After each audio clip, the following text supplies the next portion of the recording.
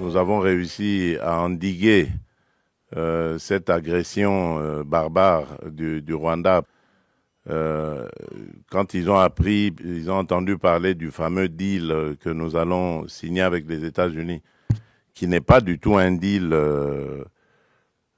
qui consisterait à brader les minerais de la République, mais ils se sont vraiment déployés comme jamais, comme ils ne le font pas quand il y a des causes à défendre au pays. Mais pour ça, ils se sont vraiment déployés, tous, toutes catégories confondues, politiciens, religieux, société civile, tout ce que vous voulez, pour essayer d'empêcher, dissuader les Américains à faire ce deal avec nous. Donc pour laisser les Congolais dans la souffrance, ce que ça veut dire.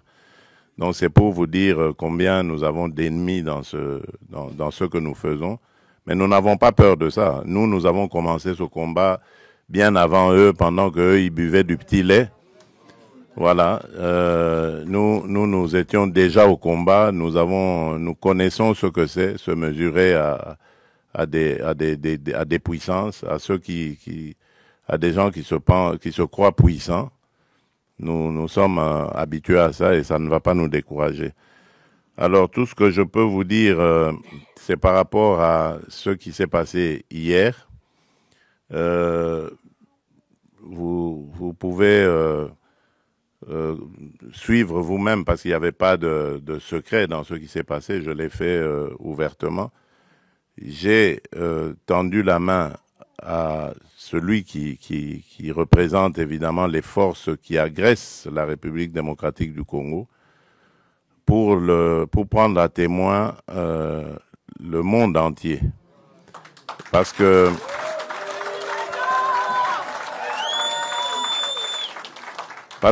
depuis un certain temps, vous ne le savez pas, c'est des batailles qui se passent dans les milieux diplomatiques. Vous n'êtes pas forcément toujours au courant, mais les initiés peuvent le savoir.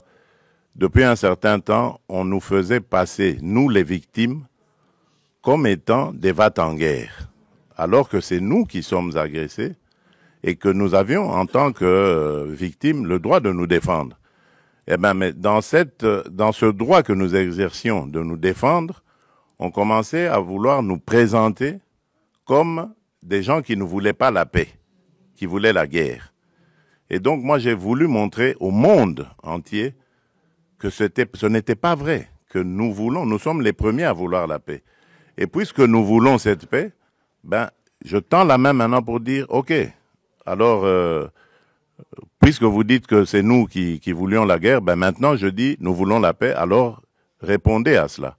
Et vous avez vous-même suivi la réponse. Voilà. Donc, c'est pour vous dire que nous avons réussi à démasquer, évidemment, ceux qui se cachaient derrière cette manipulation. Et je vous dis que cette manipulation, elle va jusqu'à l'intérieur du pays. Tous ceux qui parlent de dialogue et tout ça, qui présentent aussi à leur manière les choses en disant, voilà, on ne veut pas du dialogue. Oui, on ne veut pas de ce dialogue-là. Oui. Celui-là, on n'en veut pas. On veut d'un dialogue entre Congolais qui sont tous contre cette agression. La seule chose que je demande à ces gens qui veulent le dialogue, c'est d'abord de condamner l'agresseur, de le nommer clairement et de le condamner.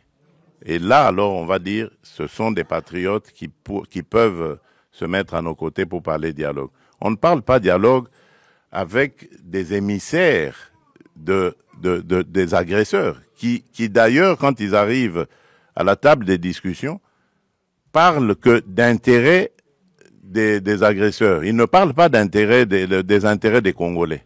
Il n'y a rien qui concerne les Congolais. Tout est tourné sur comment est-ce que on va. Alors ça, moi j'ai dit, ça n'arrivera plus, en tout cas à moins qu'on me dégomme, on me tue, mais tant que je serai vivant, ça n'arrivera pas. Ça n'arrivera pas parce que c'est à cause de ça que nous sommes toujours dans nos problèmes ici. toutes ces farces qu'ils ont appelées dialogue et ceci, cela, qui se sont terminées par des brassages, des mixages, des unions nationales ou que sais-je encore. Et c'est tout ça qui a amené les problèmes que nous avons. Et donc moi j'ai dit plus jamais. Donc je veux bien qu'on discute des problèmes du pays, parce que comme dans tous les autres pays, notre pays aussi a des problèmes, on peut en discuter, mais ça ne veut pas dire qu'il faut se terminer, ça doit se terminer par des brassages, des mixages. On a introduit dans nos institutions des gens qui sont inféodés, des gens qui ont des nationalités douteuses, des choses comme ça. Ça c'est... Alors donc nous voulons la paix, ça c'est très clair, nous sommes les premiers à le dire depuis l'agression de 2022 quand elle a commencé, nous voulons la paix.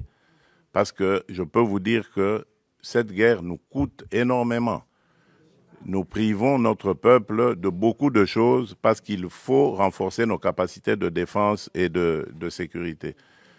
Et si on peut éviter cela et consacrer quand même ce peu de ressources à continuer à à développer le social du peuple, les infrastructures, l'agriculture et tout ça, mais je signe des deux mains. Donc c'est pour ça que je dis, la paix, je la veux de tout cœur, mais pas à n'importe quel prix, pas une paix factice qui va encore nous rejeter, nous remettre dans les travers du passé et encore nous amener des problèmes et des victimes innocentes dans notre pays. Donc c'est ça que je tenais à vous dire. Laissez parler les aigris, les ignorants, laissez-les parler. Nous savons ce que nous faisons et je peux vous garantir qu'à aucun moment je ne trahirai mon pays ni mon peuple. Et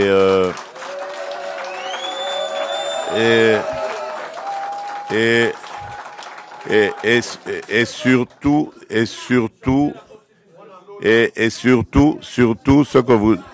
ce que vous devez savoir, faire la paix, ce n'est pas une faiblesse. Voilà. Et croyez-moi, je suis très très loin d'être faible.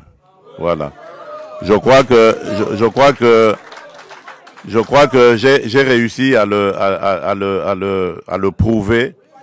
J'ai réussi à le prouver à plusieurs reprises. Si aujourd'hui on parle de sanctions, si aujourd'hui on parle dialogue, médiation, que ce soit africaine ou autre, américaine et qatari, je crois que c'est grâce quelque part à ce que j'ai aussi fait, ne fût-ce qu'un peu.